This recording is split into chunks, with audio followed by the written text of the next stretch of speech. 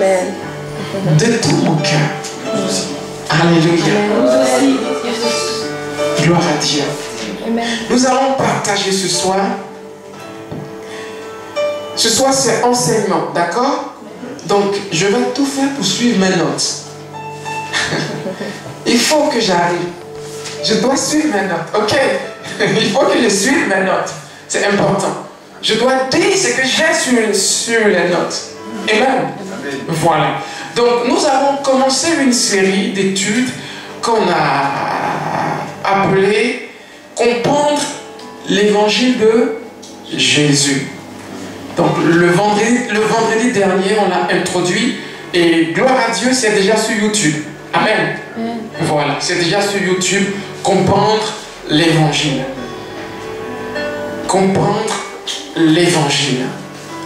Quand on vous parle de l'évangile, comment est-ce que vous comprenez l'évangile? C'est important. Comment est-ce que je comprends l'évangile de Jésus? Saint-Esprit, je veux que tu parles.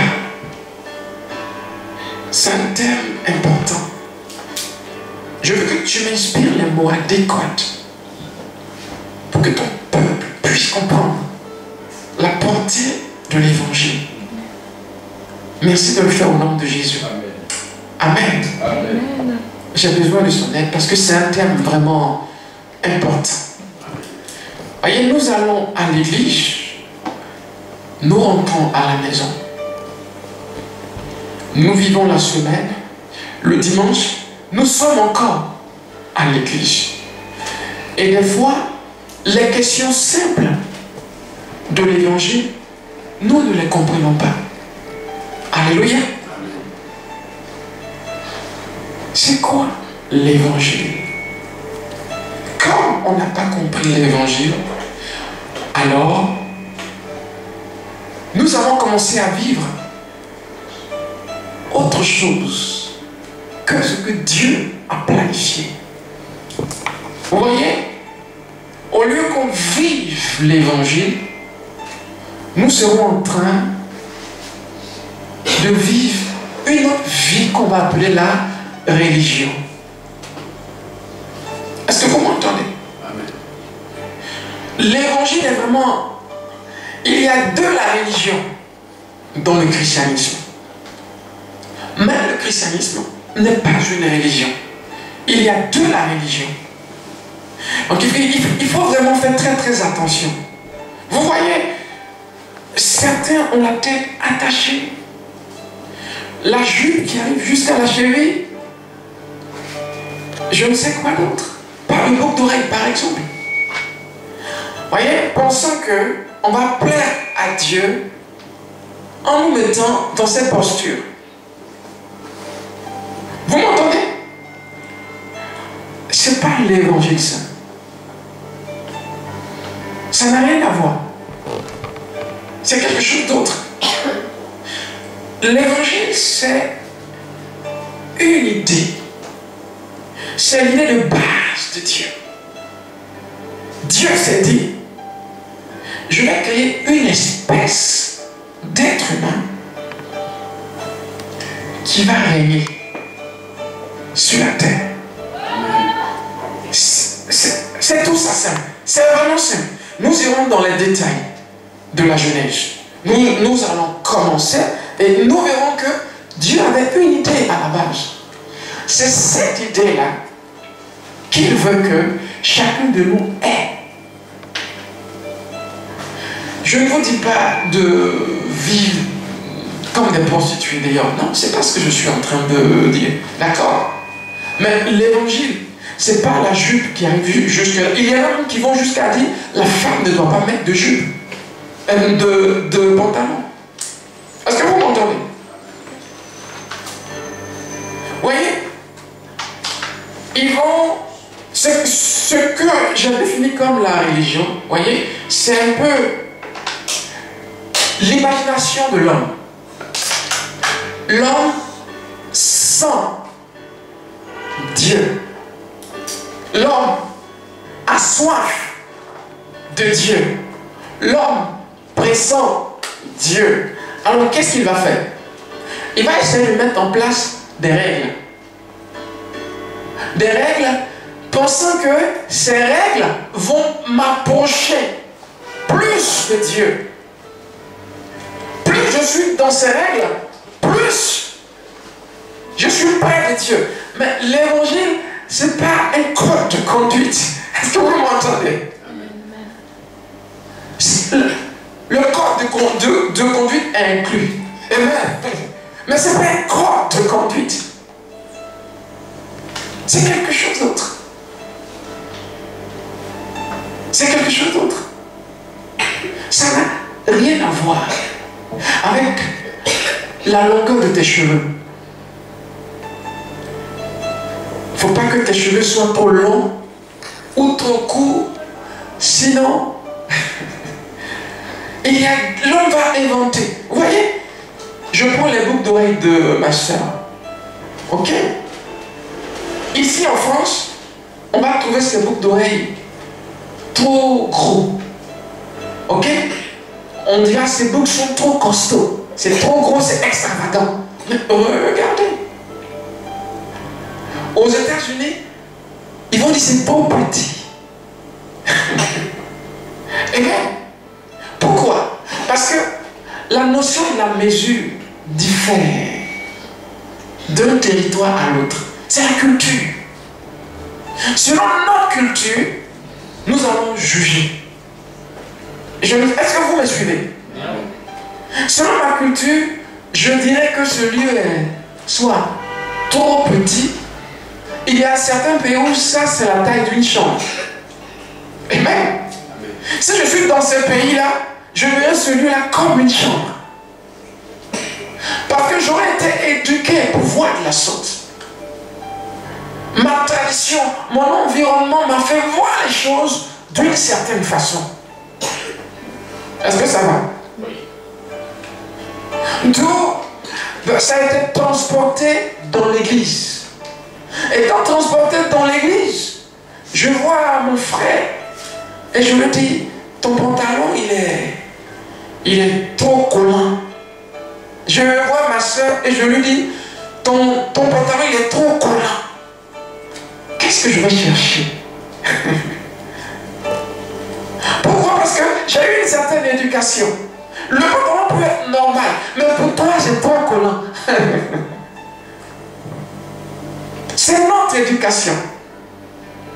Vous voyez? Et cette éducation va être transportée dans la prédication des fois. Alors, je regarderai ma soeur un bon dimanche et je lui dirai, ton maquillage est trop rouge. Tes rouges à lèvres sont trop rouges. Ça ressemble au rouge à lèvres de prostituée. Il n'y a pas de rouge à lèvres de prostituée. Rouge à lèvres, c'est rouge à lèvres. Est-ce que vous m'entendez? Soit on met, soit on n'en met pas. Vous voyez bien? Est-ce qu'on y arrive? Ça, c'est de la religion. Cette même idée ira plus loin et on dira par exemple le temps de guérison est passé. Dieu ne guérit plus. Cette idée ira loin et dira on ne prie plus en langue. Je ne sais pas sur quoi est-ce qu'ils se sont basés. Parce que c'est écrit dans la Bible. Qu'il faut prier en langue. Que notre foi peut être honorée par Dieu. Notre foi est forcément honorée par Dieu. Certains diront Dieu te guérit quand il le veut. Ou s'il le veut. Mais ce n'est plus donc un Dieu de parole. Amen. Sans que je peux m'appuyer sur sa parole, j'aurai le résultat qu'il a promis. Amen. Donc, vous entendez beaucoup de choses. Certains ne mettent pas de chaussures. Amen. Parce que le lieu où ils sont est trop saint. Alléluia. Et il y a plein de choses comme ça. Mais Dieu, c'est pas ça. Si tu ne comprends pas français, Dieu viendra dans le langage que tu comprends pour te parler. Amen. Donc si tu n'es pas juif, les traditions juives ne sont pas pour toi. Vous voyez, il faut arriver à séparer l'évangile de la tradition juive. Et on aura l'essentiel. Pourquoi est-ce que l'homme a été fait et pourquoi est-ce que Dieu a pris le temps d'envoyer Jésus sur la terre? Quand on aura saisi ça, on serait dans le plan parfait du Seigneur. Amen. Tant qu'on ne l'a pas compris, vous voyez, nous allons tourner autour de ce qui est détail et non pas l'essentiel de Dieu. Est-ce que vous m'entendez? Ça peut aller? Amen. Que Dieu vous bénisse. Amen. Voilà pourquoi est-ce que certains sont dominés par les démons. Parce qu'ils ne savent pas que c'est une idée de domination, l'évangile. C'est une idée de règne sur terre. Des représentants de Dieu sur terre. Alléluia. Gloire à Dieu. Des représentants de Dieu ici-bas. Nous sommes ambassadeurs. Vous voyez, Jésus dit que ta volonté soit faite sur la terre comme elle est au ciel. Ça veut dire que nous sommes nés dans un royaume. Puis transportés. Nous vivons, vous voyez, un ambassadeur. On va dire, l'ambassadeur de la France. Voilà. Quel pays est-ce qu'on pourra choisir? En Afrique ou en Amérique? Qu'est-ce qu'on dira? Brésil. Brésil. Bon. L'ambassadeur de la France au Brésil. Ok? Comment est-ce qu'il vivra? Est-ce qu'il vivra selon le standard du Brésil ou selon le standard de la France? Amen. Pourquoi? C'est le standard de la France qui transporte jusqu'au Brésil. Quand tu rentres chez lui, c'est la culture française que tu découvres.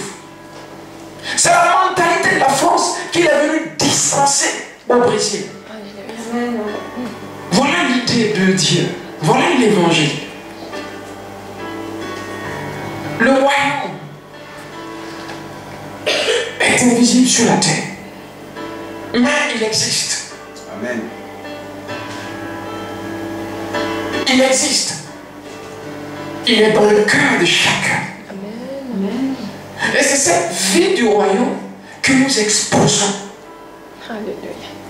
En d'autres termes, comment réagirais-tu face à une circonstance? Tu réagiras en fonction de la culture du royaume de Dieu. Amen. Puisque c'est là que tu as été éduqué. Puisque c'est ce que tu as reçu comme éducation. Alors c'est ce que tu vas utiliser.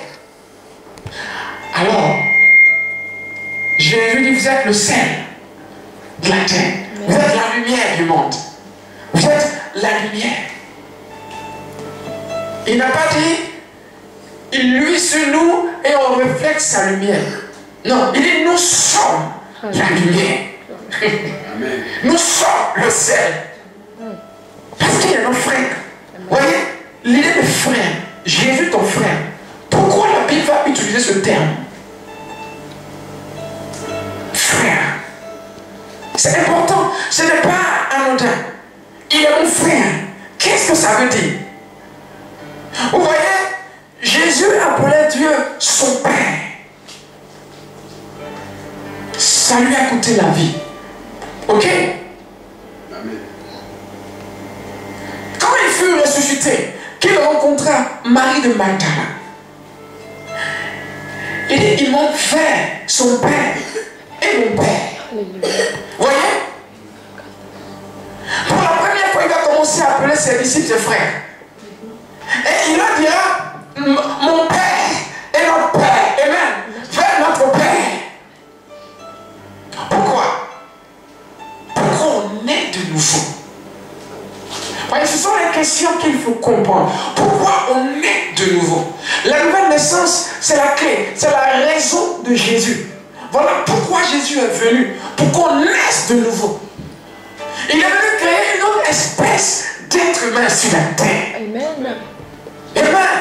Une autre espèce d'être humain.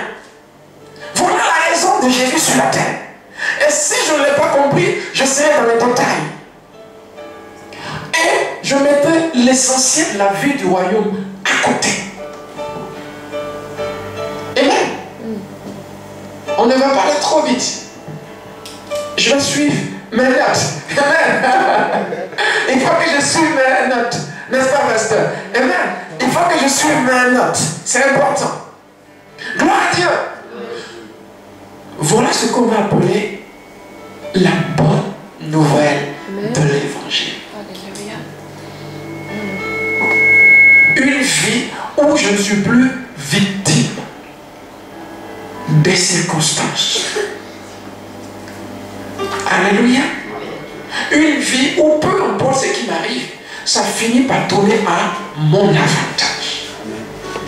Vous voyez? C'est ce qu'on va appeler bonne nouvelle. La bonne nouvelle de l'évangile. Jean a prêché la repentance. C'était son discours. C'est ce qu'il a reçu. Mais Jésus n'est pas venu prêcher la repentance. Il est venu prêcher quelque chose d'autre. Vous voyez, c'est ce qu'on n'a pas eu. C'est cette clé-là qu'on n'a pas eu. La repentance, c'est le message de Jean. Ça ne veut pas dire qu'il ne faut pas se repentir. C'est pas ce que je suis en train de vous dire. Je veux dire, chacun avait un style particulier. Chaque prophète avait son message. Chaque prophète avait son style. Les disciples de Jean étaient tout le temps jeunes. Amen. Mais jamais les disciples de Jésus. Pourquoi? Alléluia. Est-ce que vous m'entendez? Il y a une raison pour ça. Donc Jésus est venu avec un message. Dominer sur les circonstances de la vie. Amen. Dominer sur le manque. Sur la pauvreté. Pourquoi? Parce que ce n'était pas l'idée de base de Dieu. À la base, Dieu crée un monde parfait. Un monde de rêve. Éden, le jardin de Dieu. Un monde idéal. Un monde sans souffrance. Ce monde, nous l'avons perdu. C'est ce qui explique le retour de Dieu sous forme d'un homme pour nous retourner l'autorité sur ce que nous avons perdu. Voici l'évangile. C'est simple. C'est simple. Si j'ai compris ça, mes idées vont tourner autour de ça. On va utiliser le terme postulat. Une idée autour de laquelle tout va tourner. Voilà. Voici l'idée autour de laquelle les choses doivent tourner. Quand j'ai saisi ça, je peux raisonner tout le reste. Amen. Amen. Voilà pourquoi Jésus est venu. Sinon, pourquoi envoyer Jésus? Sincèrement, il n'y avait pas de raison. Alléluia. Nous allons prendre. Sois béni. Amen. Amen. Alléluia. Nous allons prendre le livre de Genèse. Le chapitre 1, le verset 26 à 27. Gloire à Jésus. Amen. Je suis content ce soir. Genèse 1, 26.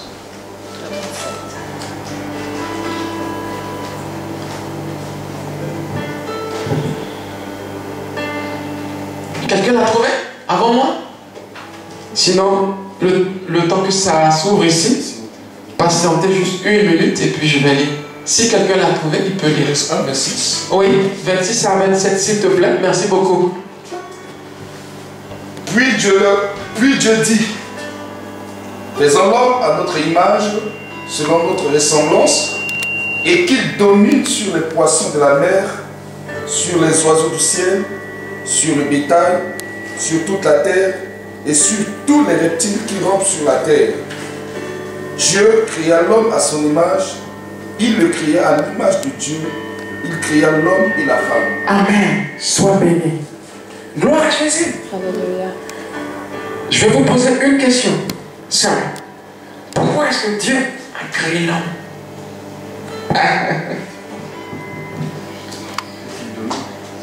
Alléluia. Gloire à Dieu. Simple, c'est la Bible qui le dit. Créons l'homme à notre image et qui domine.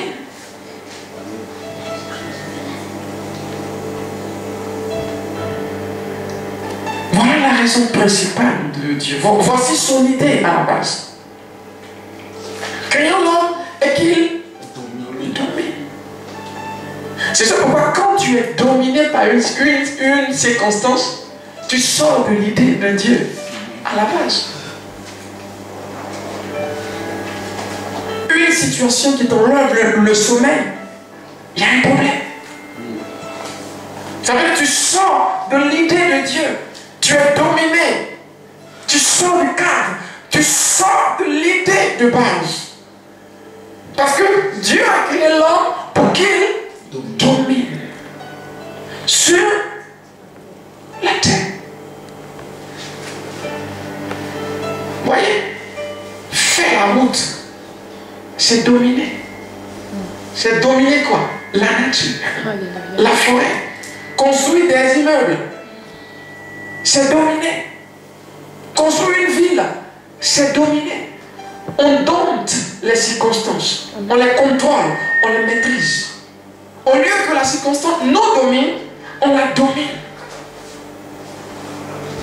Tu es couché sur ton lit d'hôpital, paralysé du cancer. Alléluia. Le médecin est étonné de ton discours. Parce que tu n'es pas en train de pleurer, mais tu parles comme quelqu'un qui va se lever bientôt de ce lit. Gloire à Dieu. Vous voyez la domination? Celui qui est dominé commence à parler la mort déjà. Amen. Celui qui est dominé se voit déjà emporté. Il va mourir. Le médecin dit que j'ai qu'une semaine. Donc avertissez mes parents qu'ils viennent me voir. Alléluia. Amen. Il est dominé. Par quoi? Par une tumeur. Créons l'homme et qu'il domine. Oh, gloire à Dieu. Sur les poissons, sur les virus, sur les microbes, on domine sur tout. Alléluia. Est-ce que vous m'entendez? Hey! Alléluia. On domine sur tout. Peu importe l'intensité de la douleur, je suis au combat. Amen. Je refuse de crier. Non, je cherche, Seigneur, merci. Par tes blessures, je suis guéri. Je refuse d'être malade. Alléluia. Je refuse d'être malade. Vous me comprenez? Amen. Je domine. Résistez au diable et il fuira. Il est programmé pour fuir. Il est programmé. Il y a quelque chose en lui qui fuit quand on lui résiste. Quand on lui dit, pas ici, pas sous mon toit, pas dans mon corps, je refuse tout. Il ne peut pas faire tant que tu l'acceptes. Accepter, c'est quand tu l'admets. Mais peu importe l'intensité de la douleur, je refuse d'être malade. Je continue de confesser, je refuse d'être malade. Je refuse d'habiter la maladie dans mon corps. Dieu est mon temple. Non, mon corps est le temple de Dieu. Et là, ce corps habite Dieu. Je refuse d'être malade. Vous voyez bien? Vous êtes en train de vivre Genèse 1, 26. Vous dominez. Juste un peu de temps. Et la maladie part. Amen. Amen. Pourquoi? Parce que le monde physique est subordonné au monde spirituel. Alléluia. Si je contrôle les choses spirituellement, le monde physique obéira. Peu importe le temps. Amen. Amen. C'est la parole de Dieu. C'est ça l'évangile. Créons l'homme à notre image et qu'il domine. Vous voyez l'idée de base? Vous voyez? Nous sommes humains parce que nous possédons un corps. Nous sommes humains. Nous avons le droit d'être sur la terre parce que nous possédons un corps. Sinon, nous n'aurions pas eu le droit de vivre sur la terre. La terre, c'est pour ceux qui ont un corps. Voilà pourquoi tu as un corps. Amen. Voilà pourquoi Dieu a eu besoin d'un corps pour venir sur la terre. Voilà pourquoi les démons cherchent à posséder un corps. Parce qu'ils sont illégaux sur la terre. Ah oui. La terre, c'est pour ceux qui ont un corps. Ils sont illégaux. Alors ils cherchent un corps à posséder, à oppresser, à obséder. Nous sommes faits à son image. L'image, c'est la forme. Vous voyez, la forme. Ça veut dire, Dieu, si Dieu se présentait à nous, il aurait cette forme. 2 bras, 2 jambes, une tête. Amen. C'est la raison pour laquelle d'ailleurs Moïse a vu son dos. Amen. Est-ce que vous me suivez? Donc, à notre image, puis à notre ressemblance. La ressemblance, c'est sa qualité de vie. Oh, alléluia. C'est sa qualité de vie. C'est comment Dieu vit. C'est la nature de Dieu. Oh, alléluia. Oh, gloire à Dieu. Amen. Alléluia. Nous sommes bénis, n'est-ce pas, pasteur? Nous sommes bénis, servants de Dieu. Amen. C'est la nature de Dieu départie à notre esprit. Amen. Est-ce que vous me suivez? C'est important. Vous voyez, la grenouille a un genre de vie. Les grenouilles vivent, n'est-ce pas? Les singes vivent, n'est-ce pas? Les arbres vivent. L'arbre, la nuit, respire du O2. Du O2. Et rejette du CO2. La nuit. C'est le contraire dans la journée. Amen. C'est la vie que l'arbre a. L'être humain normal a une vie psyché. Amen. Le terme grec pour cette vie-là, c'est psyché. Tu es né de ta mère, voilà la vie que tu as. Voilà la vie que tu possèdes. La vie d'un être humain. Ça veut dire une vie limitée à un certain niveau.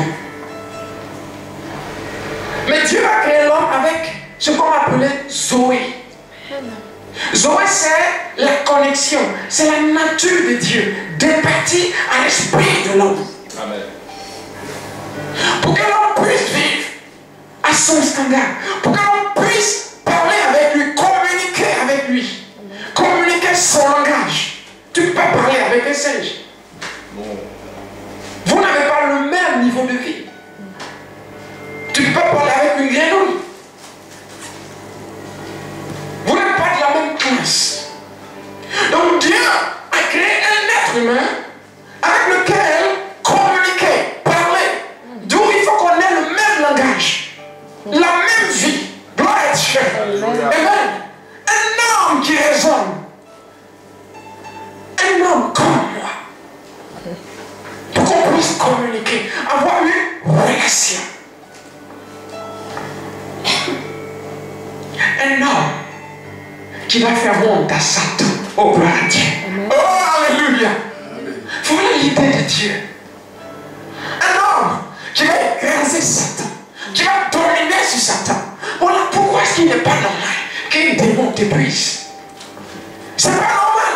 Parce que l'idée de Dieu, vous voyez, à la base, l'homme est avant Satan. Ça veut dire, l'homme est fait puissant que le diable. Oh. Amen. Ça, c'est l'idée de Dieu à la base. L'homme est puissant que le diable. Ce que le diable a comme puissance aujourd'hui, c'est ce qu'il a pris de l'homme. C'est ça pourquoi il agit avec la puissance de l'homme. Est-ce que vous comprenez? Amen. Ça peut aller? Oui. Comment? C'est que le diable a. Il a eu la domination sur le monde quand il a pu convaincre Adam. Il y a eu un genre d'échange. C'est là où il a pris la domination. L'homme lui a créé lui-même. L'homme lui a donné les clés. D'où Satan ne paraît pas avec une puissance plus élevée que cette puissance-là de l'homme à la base. Amen. Sa seule force, c'est qu'il est invisible. Mais, oh gloire. On ne peut pas savoir la valeur de notre esprit. Ton esprit est trop puissant. Ce qui te limite, c'est ton corps. Maintenant, ils connaissent la puissance qui est dans l'esprit de l'homme. Les démons voient. Mais l'ignorance nous abrutit. Est-ce que vous me suivez? Dieu a créé l'homme pour dominer sur les démons, sur Satan. Vous voyez? C'est ce que Jésus va ramener. Voici, je vous accorde le pouvoir de marcher sur les hauts. Amen, amen. Les serpents, les scorpions, sur toute la puissance de Satan. Et lui, il ne pourra vous nuire. Alléluia. C'est cette idée qu'il a ramené. Amen. Gloire à Dieu. Ah. Je ne fuis des faibles. Non. Dieu est mon berger. Amen. Dieu est ma force. Je ne fuis des faibles. Je déclare que je suis puissant. Amen. Oui, c'est l'idée de Dieu à la base. Un être humain puissant. Amen. Qui dominerait sur tout, sur la terre. Amen. Nous sommes faits à sa ressemblance. Ça veut dire, nous sommes faits avec sa puissance. Nous sommes faits avec les attributs de Dieu. Saint, juste, tout ça est inclus dans Zoé. Amen. Ça veut dire, à la base, Dieu regarde l'homme et l'homme n'a jamais commis de péché. Alléluia. C'était ça l'idée. Dieu regarde l'homme, il est saint comme Dieu. Puisqu'il parle le même langage. Est-ce que vous me comprenez? Amen. Sinon, Dieu fabriquerait un singe. Non, Dieu ne peut pas parler avec un singe. Il se diminuerait. Est-ce que vous m'entendez? Amen. Tu es en relation avec un singe. Ça te fait diminuer. Tu es être humain, tu es en relation avec un singe. Il y a un problème. Tu parles avec un crapaud, frère. Il y a un souci. C'est pourquoi dans le livre de Psaume 82, je pense, au verset 6, la Bible dit que nous sommes Dieu. Nous sommes des dieux.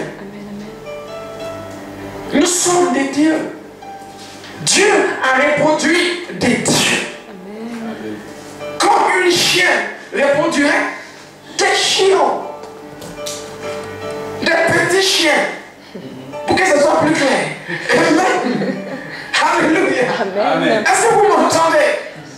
Donc voici l'idée de Dieu à la base. Pour que nous puissions communiquer, avoir un langage ensemble.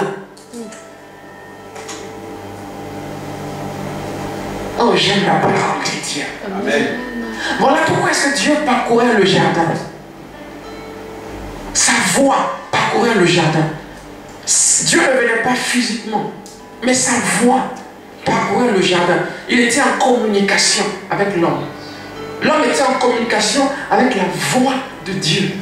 C'est la même chose. C'est ce que Jésus a rétabli. Voyez, nous sommes en communion avec son esprit dans nos cœurs. Est-ce que vous me suivez? C'est cette vie-là qui a été transposée et augmentée en puissance. Oh, gloire à Dieu. Gloire à Jésus. il y a quelque chose en toi qui donne la vie. Amen. Regardez, Dieu prend la vie dans Adam et il le communique à Ève. Amen. Il n'a pas eu besoin de recréer comme... Non. Il a pris ce qui était là-dedans. Il a mis en elle. Elle a commencé à vivre. Elle a commencé à vivre par Dieu. Ça veut dire, tu es capable de transmettre. Alléluia. Vous voyez qui est-ce que nous sommes? Amen. Voici l'idée de Dieu à la base. Voici l'évangile de Jésus. Des hommes qui discuteraient, qui parleraient avec Dieu. Qui sont... Est-ce que vous avez compris? Amen. On ne peut pas inférieur à cette classe-là. On est obligé d'être dans la même classe. C'est sûr pourquoi on parle de nouvelle naissance. On est dans la classe, on renaît dans la classe. La classe que nous avions perdue. Pour ne pas que j'aille très très vite, on va lire, d'accord? On va lire et on comprendra pourquoi est-ce que le fruit, l'homme l'a mangé. Et certains disent que Dieu a posé un piège. Ce n'est pas un piège. Amen. Ce n'est pas un piège. Alléluia. Ce n'est pas un piège. Nous allons prendre Genèse 2, 7 à 15. Si quelqu'un là. Je lis au nom de Jésus. Amen. L'Éternel Dieu forma l'homme de la poussière de la terre. Il souffla dans ses narines un souffle de vie et l'homme devint un être vivant. Amen. Puis l'Éternel Dieu planta un jardin en Éden du côté de l'Orient et il y mit l'homme qu'il avait formé. Mon frère, attends juste une minute. Je pense que Dieu t'avait mis dans un désert. Alléluia! Amen. Vous voyez Dieu a un peu du pied au champ. On a l'impression que plus tu es misérable, plus tu plais à Dieu. Ça, c'est ce que l'Église catholique a voulu donner comme idée. Vous voyez? Pour maintenir les gens dans l'esclavage. Parce qu'ils composaient avec les rois. Pour dominer le peuple. Plus tu es pauvre, plus tu n'as pas du cœur de Dieu. Alors sois pauvre. Non, je refuse d'être pauvre. Amen. Et regardez, Dieu a construit un environnement. Puis après, il a introduit l'homme. Il a construit quoi? Un désert? Non, un jardin. Amen. Le jardin, quand on lira, oui, vas-y, mon frère, vas-y, oui. L'Éternel Dieu fit pousser du sol des arbres de toute espèce, agréables à voir et bons à manger. Agréable à voir. Bons à manger. Agréable à voir. Bon à manger. Dieu aime les bonnes choses. Amen. Est-ce que vous me comprenez? S'il n'aimait pas les bonnes choses, ces détails-là n'auraient pas été mentionnés. C'est parce que Dieu aime les bonnes choses. Dieu aime la table bien garnie. Amen. Dieu aime, vous voyez, construire un arbre qui est beau à la vue, un fruit qui est beau à la vue. C'est un designer à la base. Alléluia. Vous voyez ça? C'est un dessinateur de bonnes choses. Amen. Gloire à Dieu. Est-ce que ça peut aller? Amen. Mon frère, s'il te plaît, amen. Et l'arbre de la vie au milieu du jardin, et l'arbre de la connaissance du bien et du mal. Un fleuve sortait d'Éden pour arroser le jardin, et de là, il se divisait en 4 bras. Un fleuve, amen. Vas-y, mon frère, Le amen. nom du premier est Pichon. C'est celui qui entoure tout le pays de Havila, où se trouve l'or. L'or de ce pays est pur. On y trouve aussi le délium et la pierre d'onyx. Le nom du second fleuve est Guillon. c'est celui qui entoure tout le pays de Cush. Le nom du troisième est Idékel. C'est celui qui coule à l'orient de la Syrie. Le quatrième fleuve est l'Euphrate. L'Éternel Dieu prit l'homme et le plaça dans le jardin d'Éden pour le cultiver et pour le garder. Pour le cultiver et pour le garder. C'est 15. Oui, 15. Amen. Sois béni. Amen. Gloire à Dieu. Merci pour ta lecture. Est-ce que vous êtes bénis par cette lecture? Amen. Il y avait l'or à la base. Il y avait l'or à la base. Il y avait les pierres précieuses à la base. Quand on parle d'or, c'est la fondation de la prospérité d'une nation. Une nation est bénie quand son sous-sol est riche. Alléluia. Amen. Donc, la prospérité était là dans le jardin. Donc, qu'on ne nous dise pas que Dieu nous veut austères. Les hommes qui ne savent pas sourire, qui doivent être toujours sérieux. Dieu aime la vie.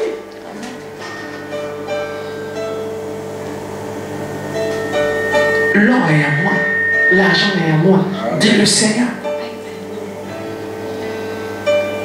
Vous comprenez pourquoi est-ce qu'on refuse d'être pauvre? Quand même bien, il n'y a rien dans mes poches. Je refuse de parler comme quelqu'un qui est pauvre. Parce que je m'identifie à la parole. Amen. Je pense la parole. Au lieu que je dise je n'ai rien, je vais dire je n'ai pas de monnaie, c'est mieux. Amen. Gloire à Dieu. Bien.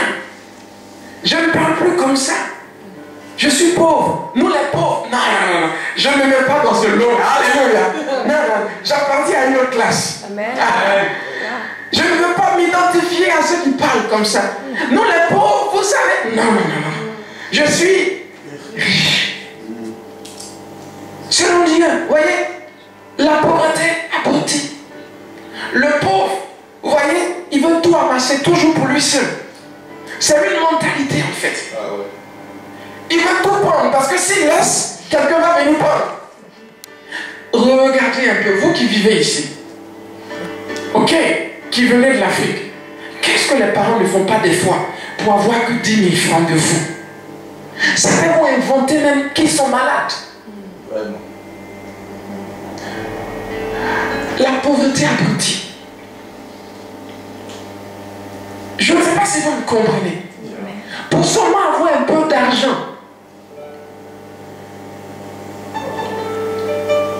construire cette maison pour moi au pays, il va te tourner en briques. L'argent que tu emmènes, il l'utilise pour autre chose. C'est une mentalité. Est-ce que vous m'entendez? La pauvreté, c'est une mentalité. C'est ce pourquoi c'est pas d'abord le fait de ne pas avoir. Tu as tout. Amen. C'est dans ton esprit, c'est que tu as. Tu dois apprendre tout simplement à transporter ce qui est dans ton esprit. Alléluia. Dans tes mains. C'est tout. C'est ça pourquoi tu n'es pas pauvre. Regardez, quelqu'un qui n'a rien à manger. Cependant, il est prêt à partager. Comment vous pouvez me dire qu'il est pauvre? Il n'est pas pauvre. Il a quelque chose. C'est ça le chrétien. Alléluia. Il n'a rien à manger. Cependant, ce qu'il a, il va partager. C'est une mentalité. Il ne réfléchit pas comme un pauvre. Le pauvre ne partage pas. Parce que s'il partage, ça va finir. Il va même mourir. C'est ça en fait. Vous voyez? Il a peur de ne pas en avoir près. C'est une mentalité. On ne sont pas pauvres. Parce qu'avec ce que tu as, tu partages quand même. Amen. C'est ça pourquoi tu n'es pas pauvre. Tu as la mentalité de ceux qui ont quelque chose. Alléluia. Oh, mon Dieu. Amen. Alléluia. Alléluia. Amen. Tu as la mentalité de quelqu'un qui a. On dit donner. Tu te lèves. Et tu donnes. Amen. Tu ne murmures plus. Parce que tu as. Amen. chose. Amen. Ceux qui n'ont pas ont une certaine mentalité. La Bible, ils sont avares. Et ça, c'est un démon particulier. Et la Bible va comparer l'avarice à l'idolâtrie. C'est grave. C'est grave. Ça veut dire, c'est associé à l'amour d'un Dieu. L'argent. Amen.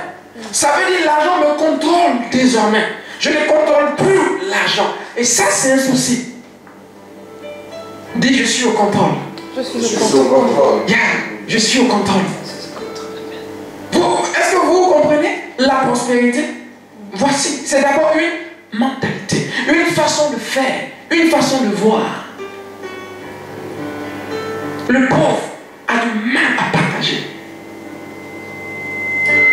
Regardez, quand Marie est venue oindre Jésus avec le parfum qui coûtait presque une année de salaire pour un ouvrier, les pauvres ont réagi. Judas a dit, ah maître, c'est pas possible. On aurait pu vendre ça et aider les pauvres. Et Jésus a dit, non, c'est comme s'il se souciait des pauvres. Ça, c'est Jean qui l'a dit, hein, c'est ça, ouais. C'est Jean qui l'a interprété. Et Jésus a dit, laissez-la me faire du bien. Elle est en train de préparer, voyez, ma sépulture, comment on dit là? Sépulture. Merci. Gloire à Dieu. Il n'a pas dit non. On va vendre ça, non. Vas-y, j'aime les bonnes choses. Alléluia. Gloire à Dieu. Le pauvre dira non. C'est trop cher. C'est un nom de salaire. On va vendre. Gloire à Dieu. C'est une mentalité. C'est une mentalité. Le pauvre ne partage pas. Le pauvre ne partage pas. Il a l'argent. Mais pour payer son loyer, non. Il ne se voit pas en train de payer son loyer. Ne mettez pas tout le monde dans vos appartements. Ceux qui ont cette mentalité vont vous tourner en bourrique. Payer le loyer en France, moi, il préfère faire 1 an. Il sera expulsé. Et il va passer de logement en logement. Mais lui, payer son loyer, non. C'est une mentalité. La pauvreté abrutie. Amen. Le chrétien n'est pas comme ça. Amen. C'est sûr pourquoi il n'est pas pauvre. Il a la mentalité de ceux qui ont. Yes. Amen. Le propriétaire de la maison arrive. Je veux mon argent. Vous voyez, le propriétaire dit, j'arrive demain. Alléluia. Amen. Pour prendre le loyer. Le chrétien dit, ok, bien. À quelle heure tu passes? Je passe à 20h. Amen, bien. Alléluia. Alléluia. Amen. Il croit qu'il a.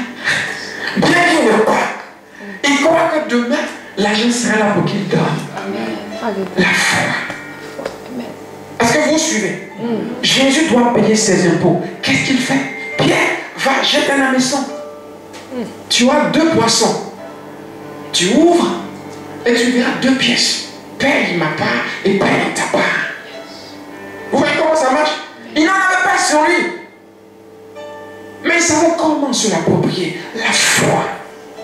Je refuse d'être pauvre. Non, je ne m'identifie pas à ceux qui n'en ont pas. Jamais. Je pense comme quelqu'un qui a.